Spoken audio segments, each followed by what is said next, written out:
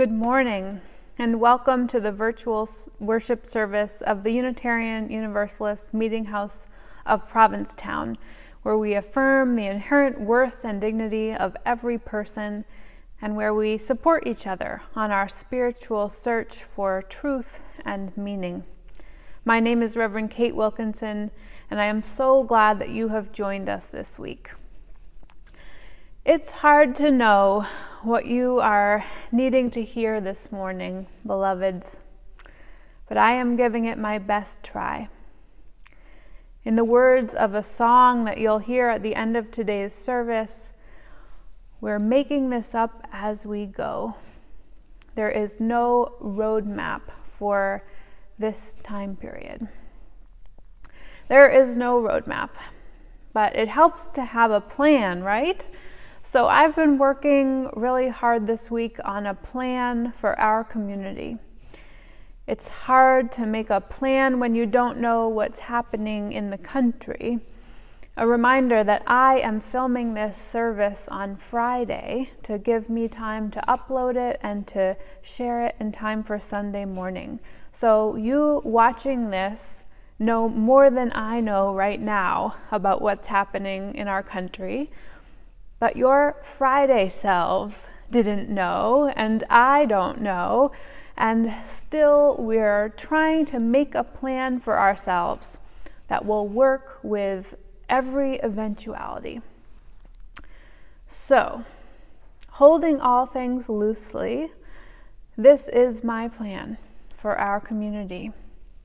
We are going to take this week to live into the chaos of the unknown, to get a little more in touch with our hopes, fears, and feelings.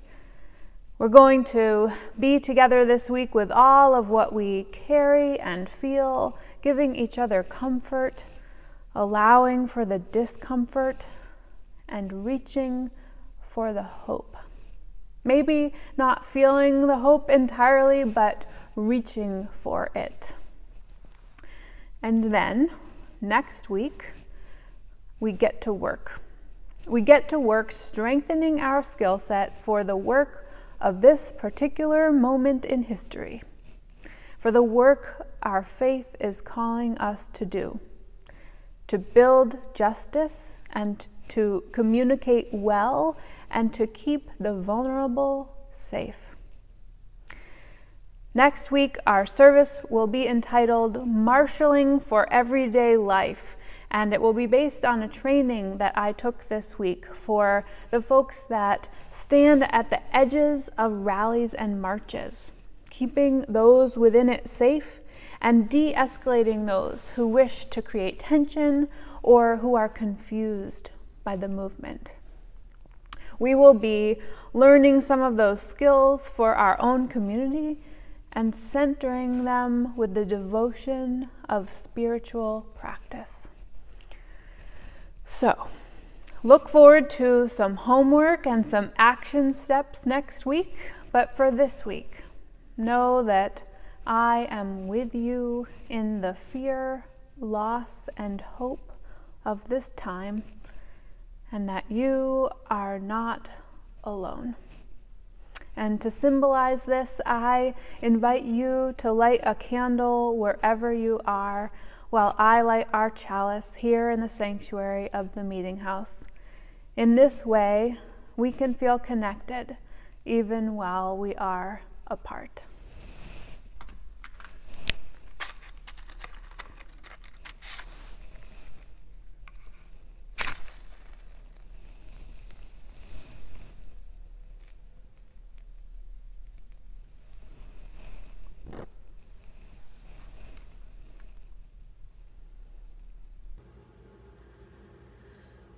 Prayer for the Morning by Audette Fulbright Fulson.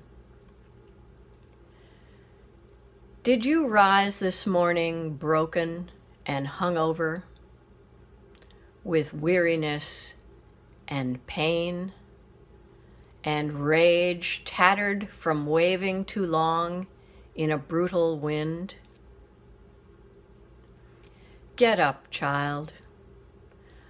Pull your bones upright. Gather your skin and muscle into a patch of sun. Draw breath deep into your lungs. You will need it, for another day calls to you. I know you ache.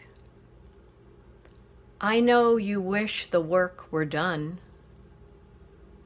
And you, with everyone you have ever loved, were on a distant shore, safe and unafraid. But remember this, tired as you are not alone.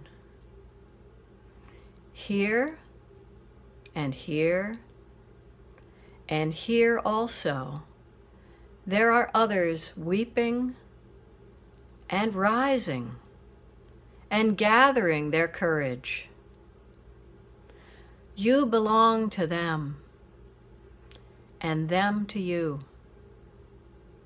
We will break through and bend the arc of justice all the way down into our lives.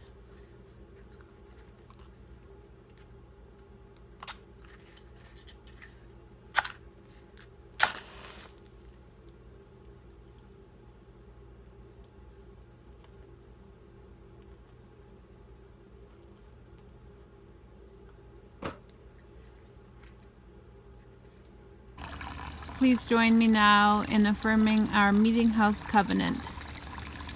Love is the spirit of this meeting house, and this is our great covenant, to dwell together in peace, to seek the truth in love, and to help one another.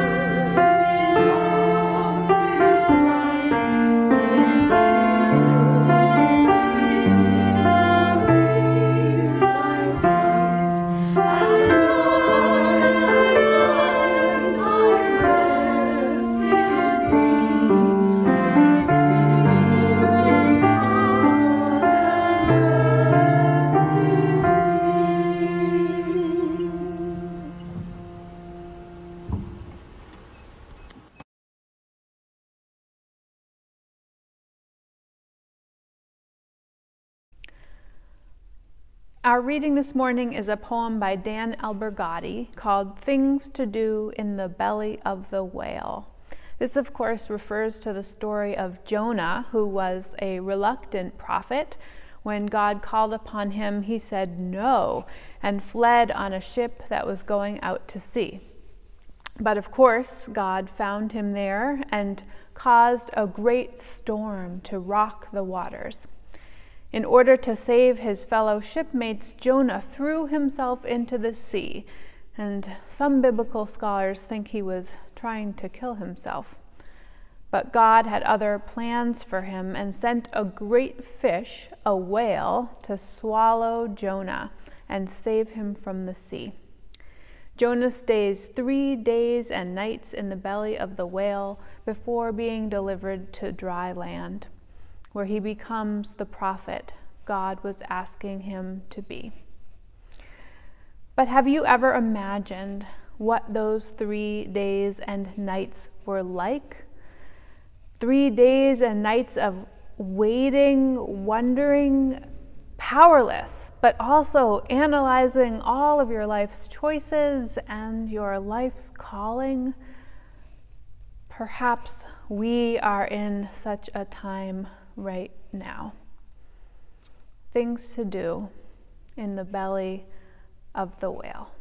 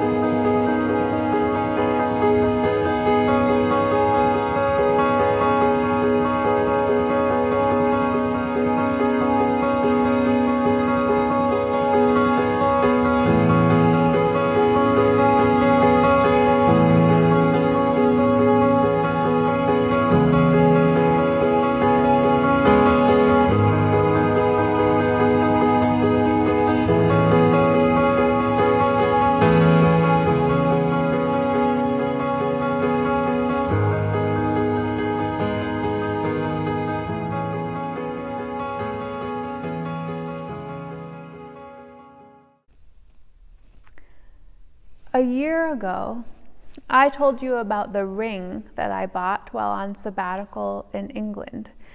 It's a quote from Jane Austen novel, and it says, "Half agony, half hope."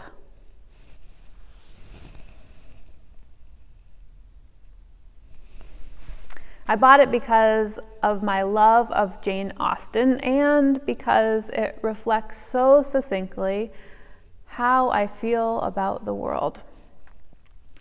My spiritual life is grounded in gratitude, awe, and reverence.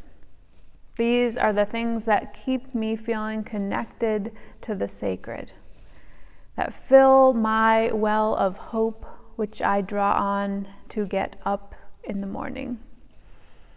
But as I said in that sermon last year, although gratitude, awe, the ecstasy of simple gifts, and connection with nature are all deep spiritual practices, it would be spiritually irresponsible to spend all my days only in praise of what is good, without also tending to what is wrong and what is hurting in the world.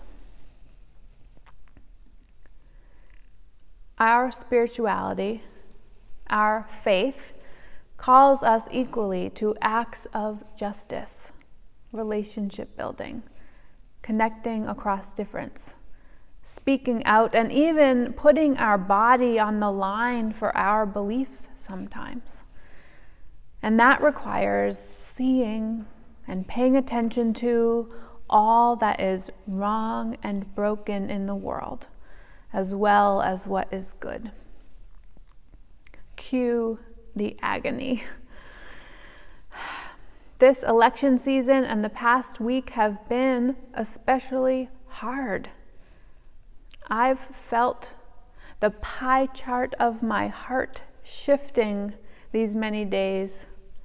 And much like the Electoral College tallies, I report back to you that the percentages have changed. It's now more like 3/4 agony, 1/4 hope. The agony I feel is that half of our country did not stand up to what I have come to see this administration represent: racism, bullying, and self-interest above dedication to equality and justice. Now, I have been sharply reminded by my more conservative family members that not everyone saw the vote as a vote for those things. But that is what it felt like to me. And I have been in agony thinking about the people I love who are hurting and afraid. It also didn't feel very good to be called out as unkind by members of my own family. But I've been thinking about the role of kindness this week as I've struggled with my response to this election. Reverend Bernice King, who was 5 years old when her father, Reverend Dr. Martin Luther King Jr., was shot and killed, wrote this week: "Kindness matters, but kindness does not equal justice. Civility counts, but calling for civility is not the humane response to injustice. Justice is. Love is essential. But love is not a passive, weeping bystander.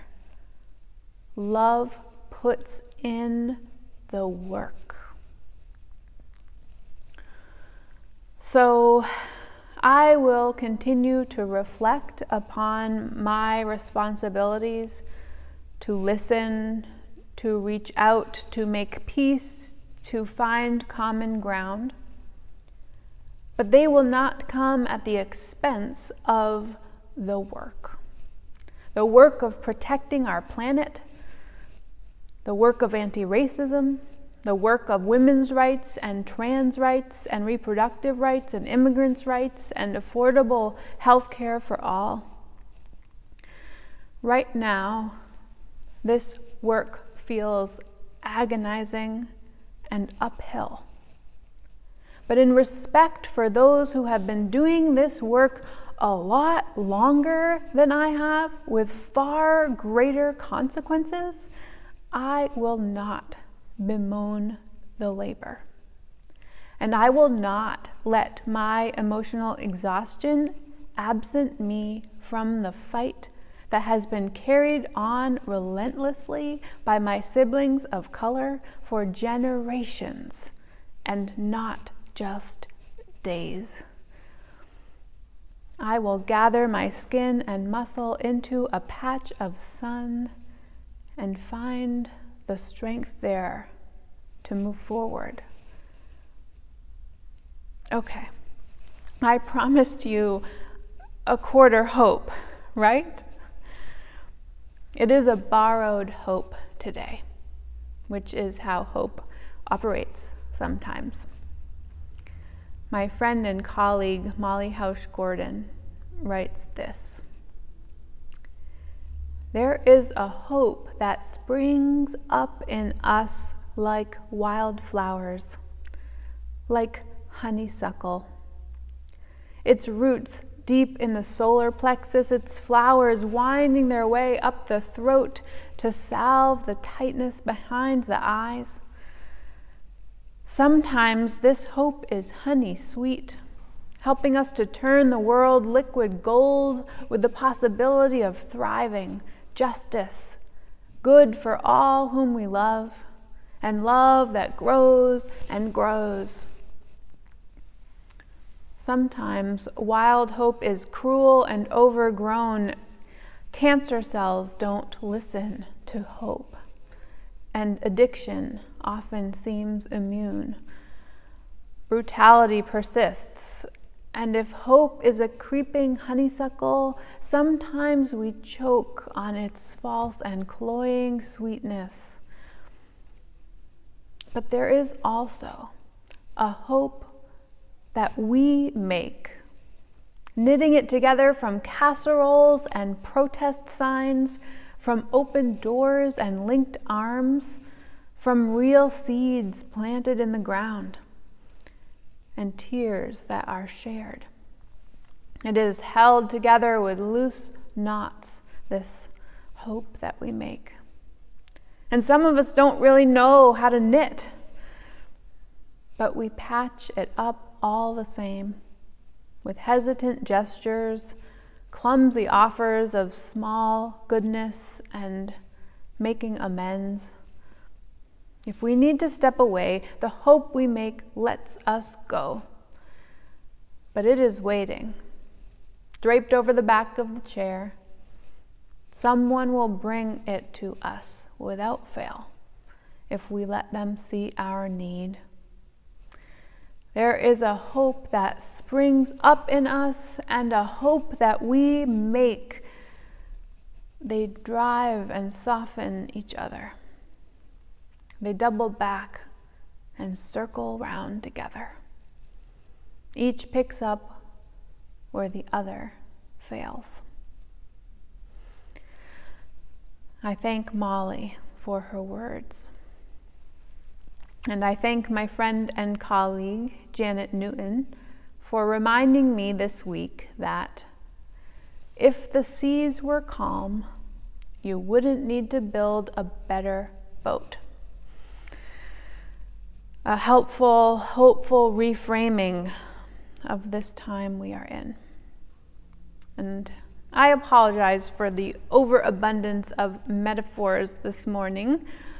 Hope is often made manifest through metaphor, and hopefully one will land on you in a meaningful way. Because friends, we are in need of a better boat. This is not a new thing. We have been in need of a better boat for a long time, but because only some of us were drowning, we weren't motivated to build one. Now the seas are rough, and we see the need, and it is a worthy project, one that we will work on together. To close, I share with you a song that I've been playing a lot this week. Musicians Abigail and Sean Bengtson were on tour in Louisville when the pandemic first hit the United States. When Kentucky went on lockdown, they made the decision to drive to Sean's family in Dayton, Ohio, to lock down with them for a few days, rather than risk trying to travel home. As with many of us, their plans soon went out the window. Their message resonates with me around this time of living through a pandemic and also living through this election season. In their song, they share a series of wishes for you, which are my wishes for you also. One of them is, if your heart is broken, I hope it's breaking open. Our hearts are broken this week.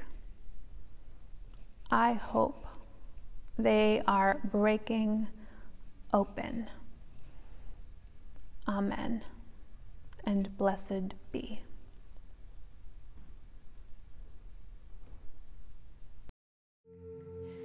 This is the keep going, keep going, keep going, keep going on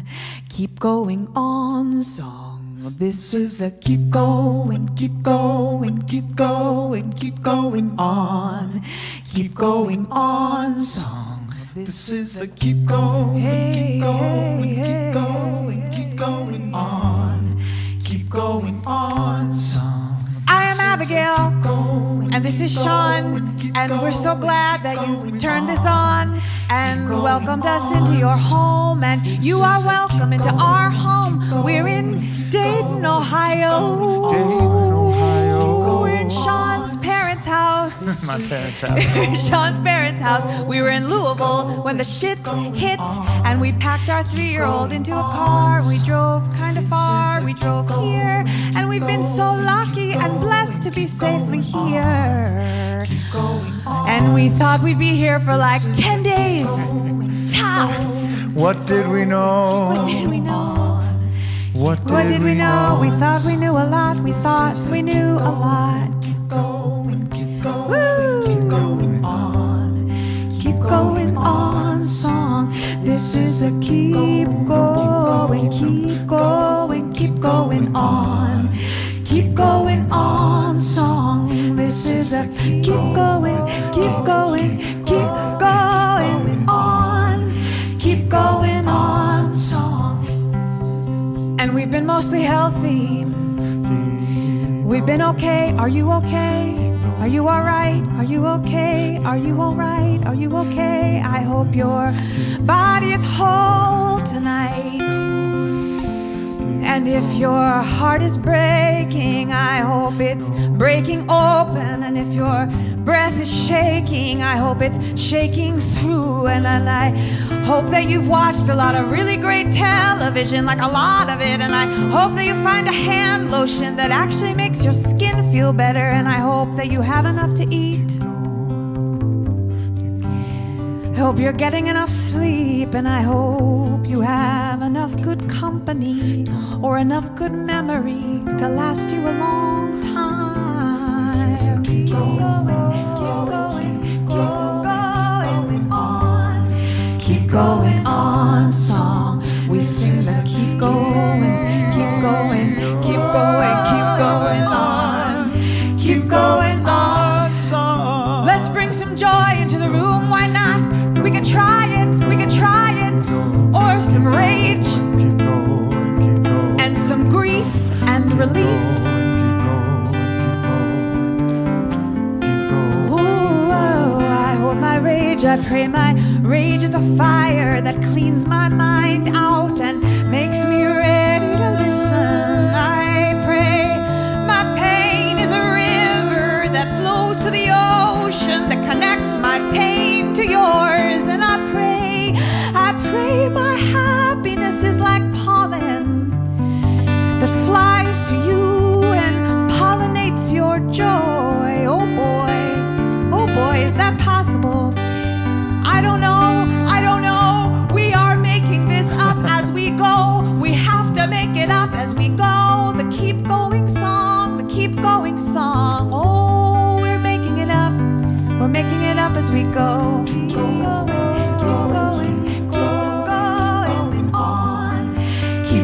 going on song. And I pray that when we meet again, that the world has changed into the world that we are imagining now together. And I pray that the world has become the world that we're planting inside of ourselves for each other and for our ancestors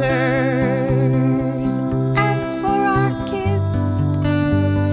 Ooh, and we're gonna start. This is a rough beginning. That's all I've got is a rough beginning to offer you. We're gonna start by singing some songs in this tiny space together. We're just gonna sing some songs for you, and we hope that when you hear them, you will feel a little bit less alone, and we will feel a little bit less alone in the work and in the hurt, and we will be together tonight somehow, whenever this is, wherever this is. We will be together tonight for the keep